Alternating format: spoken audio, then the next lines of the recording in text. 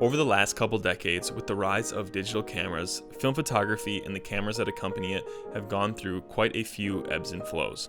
From bottoming out when digital cameras came to market, to inflating to staggering prices over the last couple years, I think we are potentially getting closer to another decline in price of some of these illustrious cameras on the market.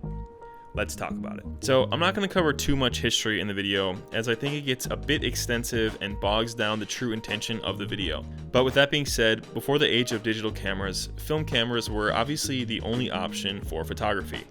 At this time, three identifiable groups, which can be still seen today, dominated the market: consumers, prosumers, and professionals. Now, at that time, professional cameras were still multiple thousands of dollars, which would be difficult for an average Joe to justify. However, because of the popularity of film, there was a great deal of cheap camera options on the market that allowed it into families' homes and spread like wildfire. Once digital cameras reliably came to market in 1999, early 2000, professionals were the first to take on this new industry standard. With the new technology, this workflow meant they could be considerably more efficient with their time and photographic turnaround. Because of this, the market was quickly flooded with this very high-end film photography gear, which was sold for a fraction of the price to quickly sell and replace with digital cameras. At this point in time is probably the cheapest that many of these sought-after cameras today were sold at.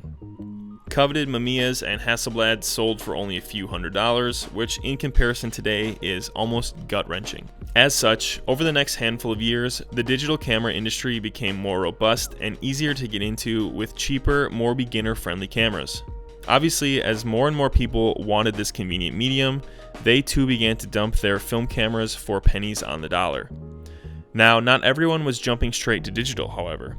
There were a handful of people, collectors, camera shops, older professionals, who began to buy up this cheap gear and continued shooting analog.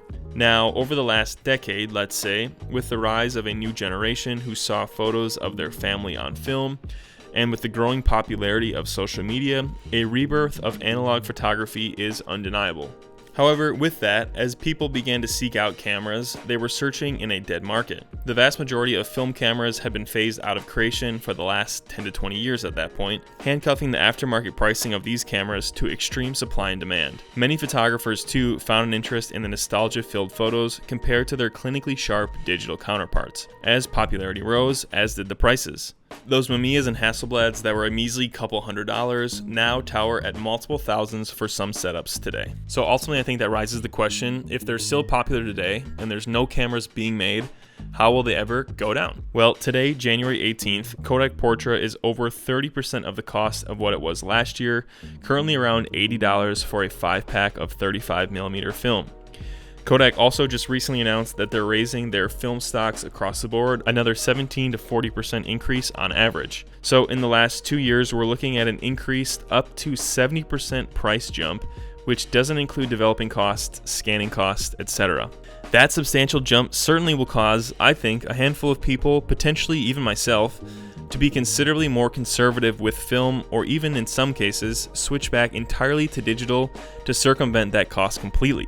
Additionally, I think many of these people who bought up and have a large collection of film cameras will slowly trickle some of these cameras back into the market to make space in their budget to afford to actually shoot their cameras. Now, how many cameras will be released into the wild, so to speak, or if the price difference will be substantial, I'm not entirely sure.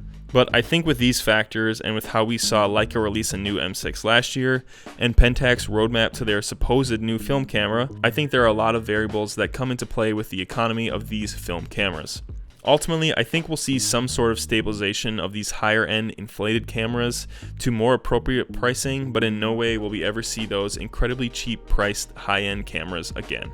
What do you think about the current market of film cameras? Do you think it'll continuously go up? Do you think it'll drop down as film prices continue to go up? I've even seen as far on Twitter people saying that they're going to sell their Mamiya 7s and some of their most favorite cameras they've ever used because of how highly priced they are at now. But I don't really see that going super down anytime soon. So for these people thinking they're selling high and then gonna buy low, I just don't really foresee that happening to the extent of making it a worthwhile investment to sell. Otherwise, I think it's going to wrap it up for this video, guys. Let me know down in the comments below what you think about all the slew of the news we've got over the last couple of weeks about Kodak's rising prices and how you think that'll affect the market going forward. Otherwise, until the next video, guys, peace out. Thank you so much for watching. Subscribe for more content coming soon. Stay safe, keep shooting, and until next time, peace out.